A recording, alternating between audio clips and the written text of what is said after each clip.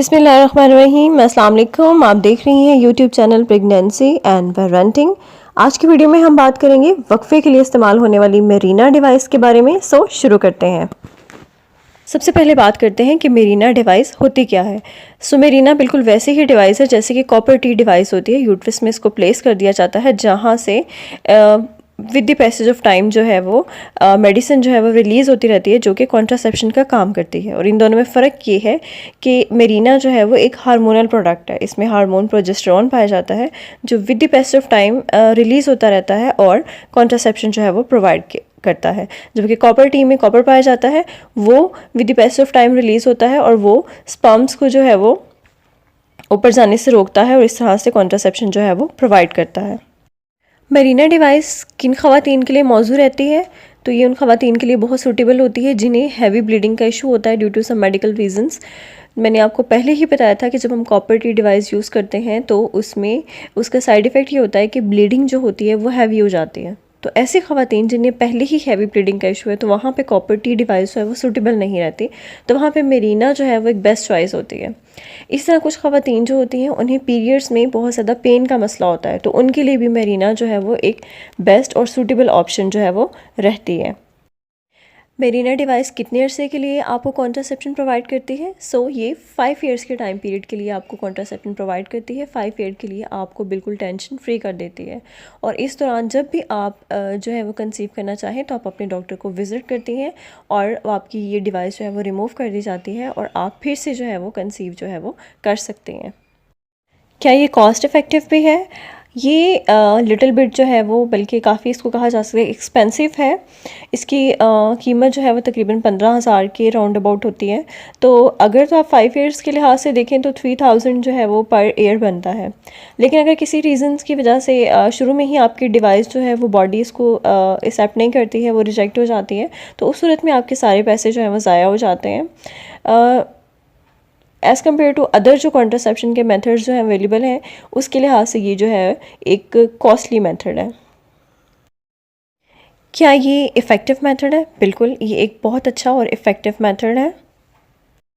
क्या ये weight gain cause करती है? नहीं जी, ये बिल्कुल भी कोई सिग्निफिकेंट वेट गेन कॉज नहीं करती कि जिसे जो है वो कंसिडर किया जाए कि इसकी वजह से आपका वज़न जो है वो बढ़ रहा है।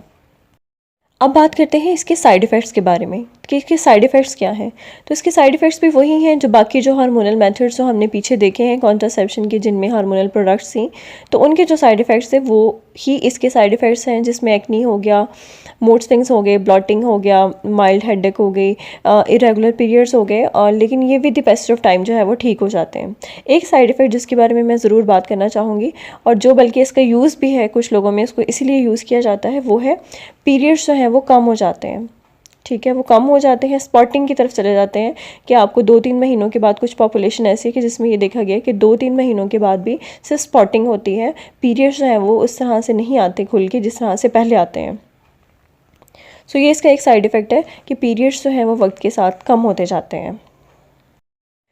ये किन लोगों के लिए सूटेबल नहीं है, किन ख़वातीन के लिए सूटेबल नहीं है, तो इसमें भी वही बात है जो मैंने कॉपर टी के लिए की थी कि अगर आपको कोई पेल्विक इन्फ्लेमेटरी डिज़ीज़ है कि जिसमें इसके एक्सपेल होने के चांसेस जो हैं वो ज़्यादा होते हैं, तो वहाँ पर ये सूटेबल नहीं होती।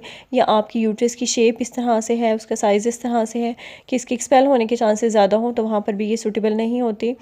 या आपको कोई ब्रेस्ट कैंसर का मसला है, या खुदा न खास्ता कोई हेपेटाइटिस का मसला है, या आपको कोई रसोली का मसला है, इस किस्म के अगर आपको कोई डिजीज़ हैं, तो वहाँ पर भी ये बिल्कुल सूटेबल जो है वो नहीं होती है।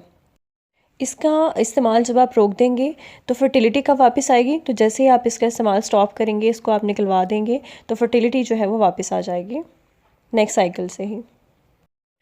क्या मेरीना डिवाइस को इंसर्ट करने के लिए किसी किस्म के सर्जिकल प्रोसीजर की ज़रूरत होती है? बिल्कुल भी नहीं। इसको भी बिल्कुल वैसे ही प्लेस कर दिया जाता है जिस तरह से कॉपर टी को प्लेस किया जाता है। बिल्कुल वैसे ही आप डॉक्टर के पास जाती हैं और एक छोटे से प्रोसीजर से इसको आपकी बॉडी में प्लेस कर दिया जाता है। इसके साथ एप्लीकेटर मिलता है जिसकी मदद से डॉक्टर जो है वो इसको प्लेस कर देती है। लेकिन आपके लिए जो अहम बात यह है कि आपने हमेशा एक अच्छी जगह पर जाना है जहाँ पे जो है वो स्टरलाइज्ड इन्वायरमेंट हो और जहाँ पे डॉक्टर जो है वो एक्सपर्टीज़ रखती हो, एक्सपर्ट हैंड जो है वो उसका होना जो है वो बहुत ज़्यादा ज़रूरी है। ये थी आज की वीडियो मेरीना डिवाइस के बारे में। आई होप कि ये यूज़फुल रही होगी। अगर आप और कॉन्ट्रासेप्शन के मेथड्स के बारे में जानना चाहते हैं तो ज़रूर मेरे चैनल को विज़िट कीजिए, या नीचे डिस्क्रिप्शन में मैं लिंक्स दे दूँगी, वहाँ पर जाकर मेरी और वीडियोस जो हैं वो उनको ज़रूर देखिए। मिलते हैं नेक्स्ट वीडियो में। अल्लाह हाफ़िज़।